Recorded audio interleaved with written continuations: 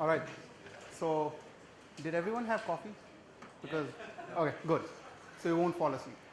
Uh, hopefully. So yeah, I'll be talking about study design and deployments, and so it's a hard thing, right, to do this applied machine learning because we are trying to generalize from a very small fraction of the data.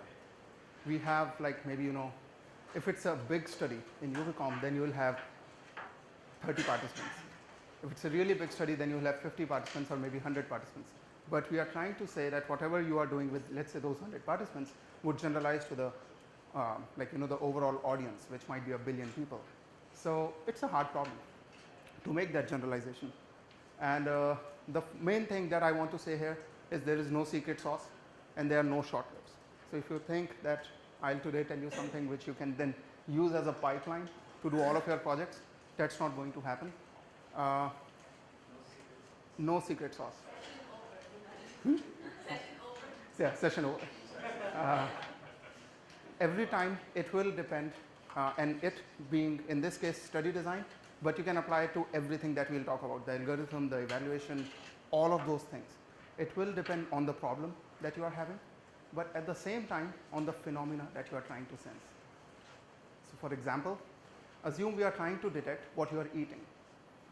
Now if you are trying to detect this using sound that the food is making, like your mouth is making while you are chewing or swallowing the food, then the kind of food that you will initially test with would have different consistencies, for example, right? Like maybe you will try sushi, cookies, and chips. They'll make different sounds. You will use that as an initial test, and then you might move on to food which might be confusing, like how to differentiate between, I don't know, okay, chips and crackers. But if you are trying to detect what you are eating using the motion that your hand makes while you are eating those things, then your control condition would be slightly different. Now you would be looking at maybe sushi, where you are using the chopsticks, hopefully, and or you are eating a pizza or a burger, because in all those three cases, this is just an example. Those three cases, the hand would move in a different way. So the whole thing depends, like not just on the application, but also how you are trying to do it, like how you are trying to sense that particular phenomena. So overall, the things that you need to be careful about while designing a study is like the study environment situation, where are you doing the evaluation, what is the condition of the room or the environment, what's the weather if you are doing it outside, how many participants, what kind of participants, quantity of data. That's like a really big thing. How much data do you need? More data the better, right? Like in most cases, but it's expensive data. Data annotation. How do you annotate the data? Do you, as Thomas was saying earlier, that do you annotate the data manually, or do you have some kind of an automatic system? And the procedure. What is the data collection procedure? Basically, you need to be careful about everything. So again, no secret sauce, no shortcuts. Let's start. Let's deal with all of these things one by one. Oops, sorry. Let's take study environment for the first time. The first thing. So maintain a balance between a controlled and a realistic study. Don't think sometimes when we start a study, we think of that what will be the introduction of my paper, and then we start collecting data. Don't do that, because it's not necessary that the data would be exactly what we think it will be, right? So don't run a completely realistic study. That's like at least what I would suggest you to do. Have a controlled study and then change the parameters one by one, so that you know that if something is failing or if something is working, you know that what changed. It's not always applicable, but in whatever cases you can control things, do them. Like Thomas was saying, I think in his last, or like somewhere on last slide, that if you have 67% accuracy, boast about it, but at the same time say how is the system, why is the system failing in that rest of the 30% of the cases. If you run a study where you have slightly controlled environment and you slowly are introducing new confounding factors, you might be able to answer that question much easily. And By doing that, as I was saying, like it keeps the analysis tractable as well. You can look at it more deeply and understand what is failing. Participants, more than the number of participants, because I think the number of participants would depend a lot on what kind of problem you are trying to solve. Equal representation is what is more important. So what I mean by that is, depending on what your problem is, make sure that you have equal representation from different populations. So for example, I have this project here. This is Ubicomp, which I and Lillian actually presented. Lillian presented this last year at Ubicomp, where we use a smartphone to detect newborn jaundice. And the way we do it, so this is the problem, right? But the phenomena we are trying to sense is change of the color of the skin. So now the population that we are looking at depends on the color of the skin. So you cannot only just do it on, like, one subset of population like Asian or Caucasian.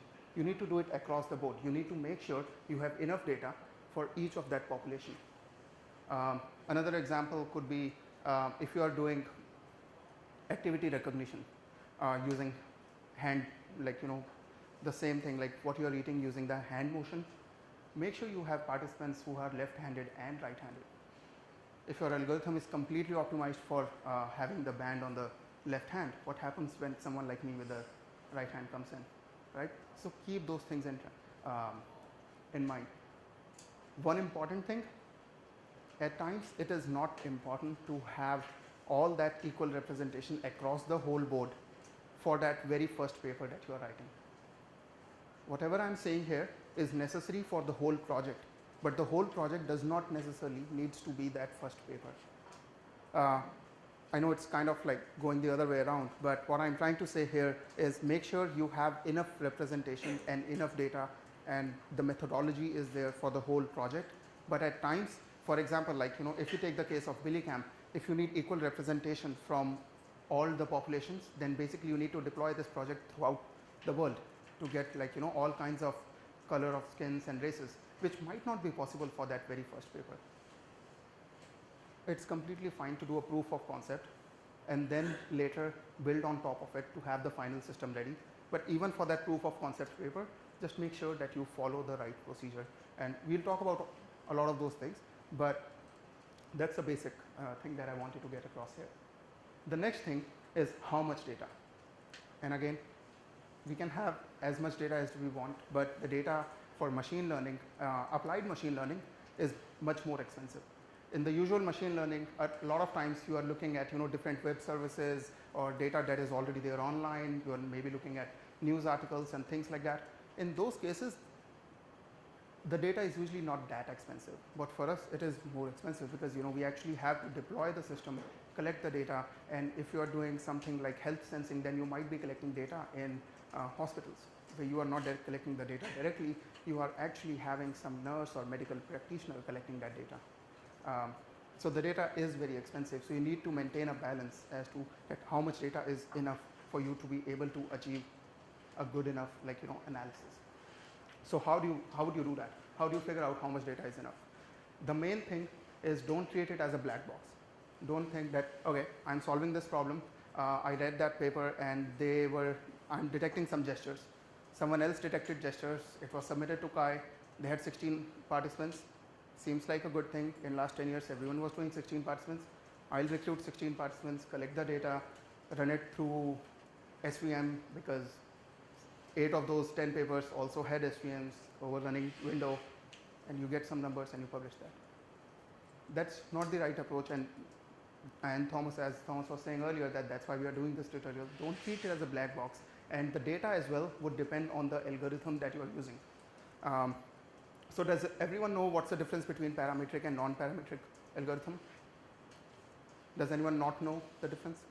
Okay, so in the parametric model, you basically make a model. Like, you basically look at your data and you figure out the way the data is behaving, and that's like, you parameterize into a probability distribution and things like that. Whereas in a non-parametric model, you don't look at any of that.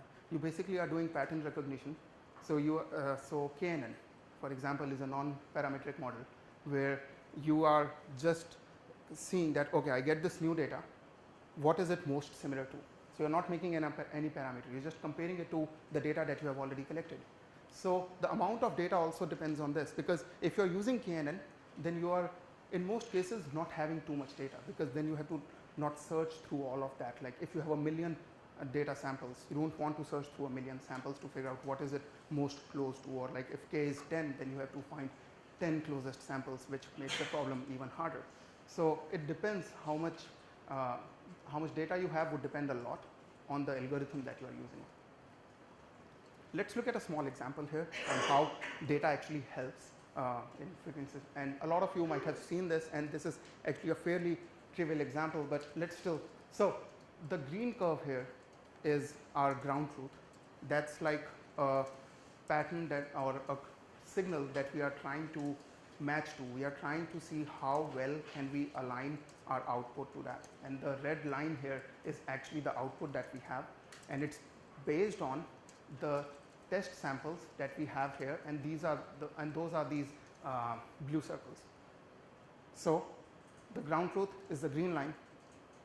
You sense the data and you get 10 samples, and those 10 samples are the blue circles, and on the basis of those blue circles you predict that the underlying signal was the straight red line. And that happened because the model was very simple. This m here is 0. Treat it as like the level of complexity of the model. So with m equal to 0, the system, with all this data, the system thought it's a straight red line. With m equal to 1, you were able to basically add a degree of slope to the data basically, and now you have a slightly better understanding, but still not good enough. Now with m equal to 3, you start seeing that the model is tracking really well, but at m equal to 4, things go wonky, because the system is trying to make a very complicated system, and it's trying to fit a model that works well, that aligns to this sine wave. So from this you would think that having a simple model works is better, which is true. You always need to maintain a balance between simple and complex, and so that works. But as we accumulate more data, so we had 10 samples in that case, right? When I change that 10 to, so one thing that's different here is now it's not m, it's n. So this is number of samples. So with the same model of complexity complexity 4, if you have 15 samples, you can see that it's tracking slightly better than what it was here, right? So here it was all wonky, but at n equal to 15, it's slightly better, and at n equal to 100, you cannot even differentiate between the red and green line. So this basically shows that, you know, more data you have, the better understanding or better estimate you might have of the underlying signal. And one heuristic that a lot of times people have, and it's also in the Bishop book, is that data should be, or should is a pretty strong word, but let's go with it, 5 to 10 times the number of features you are using. And that's a good enough heuristic, and in a lot of inertial sensing based activity sensing, people use 5 times the number of features you have. Like that's a heuristic people use at times. The problem I have with that, or at least the way I do machine learning at a lot of times, is like you might end up collecting data before you know what your features would end up looking like. You might actually do a pilot study. You might see the features you are, the data, and then you will see, okay, if someone is eating as compared to someone is walking, for example, this is some feature that I'm looking at which is very different. And then you might say that, okay, that other paper had 15 features, but I don't need those 15 features. I can do this problem with just 2 features, or maybe you need 150 features. You don't know that, right? At times you need to collect that data to figure out how many features would you need. So you don't always know how many features you will have, so you cannot always use that heuristic of 5 times the number of features. So again, no secret sauce. What I would suggest is have this kind of a pipeline going. Run a pilot study, then run some stats on it, visualize that data, analyze it, and then on the basis of that, collect more data. You might need to collect more data. In fact, in most cases, you will collect more data. That analysis will show you that, you know, this is promising, but your p-value, for example, is not good enough. You need to collect more data. So this loop is very important. And I'll come back again You might need to go through this loop just twice to get that first proof of concept paper, but for your final system, as you know, keep on improving it throughout the lifetime of the project. You might go through this 100 times. So for example, I gave the example of the Ubicomp project, right? So we went through this loop twice. We did a pilot study, we collected data, then we collected data again, and we realized, okay, the results look decent enough to be published. We published them last year at Ubicomp, but now we have been collecting that data at multiple locations now to get better representation of different races, and we are still in that loop. So that's one way of doing it.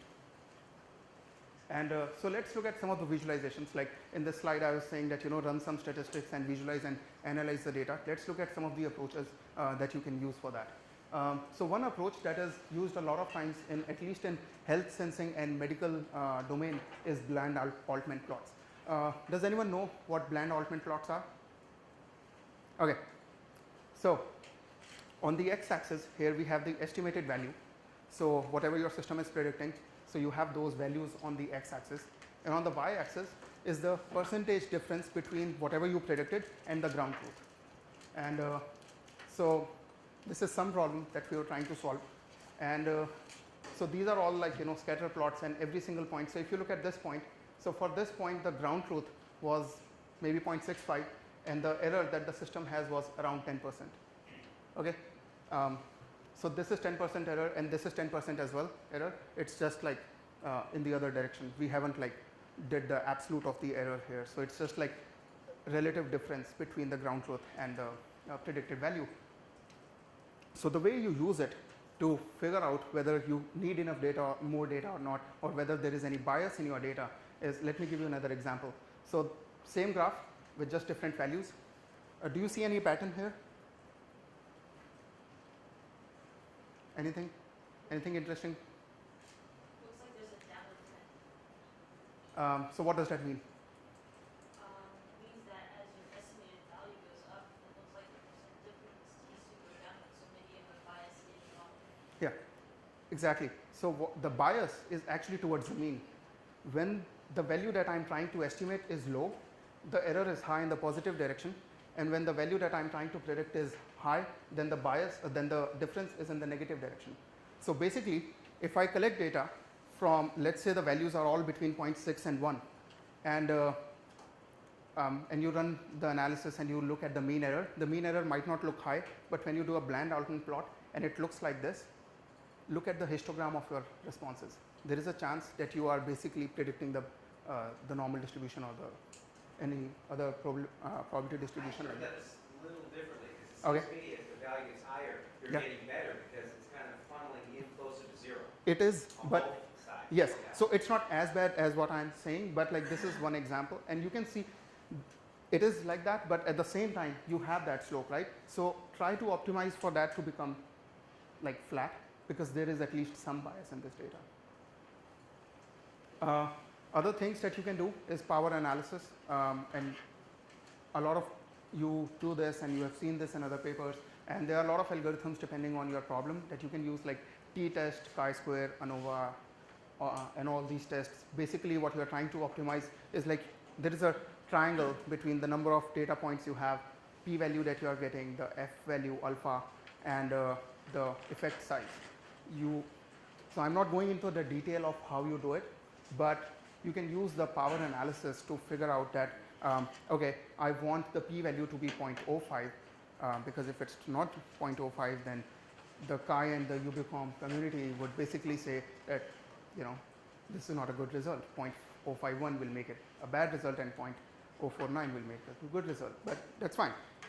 You can use 0.05 as a benchmark and figure out, do the pilot study, collect data, run the analysis on that, see with that n, the size of the sample size that you have, what kind of results are you getting, and on the basis of that keep on optimizing and figure out what n would you need, because you can assume at that stage that the effect size that you have would remain same across multiple rounds of collection of data. It might change, but that's one way of doing it. Another thing, data collection sessions that So sometimes you need to collect data, same data, multiple number of times in different sessions. What I mean by that is, let's take an example. So this is something that our lab does a lot, and Thomas also pointed to this. Let's say you have 4 appliances. You collect the noise that those appliances are generating for a minute.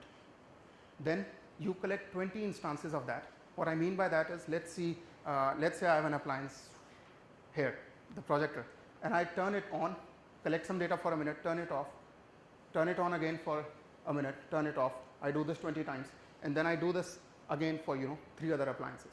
I collect that data.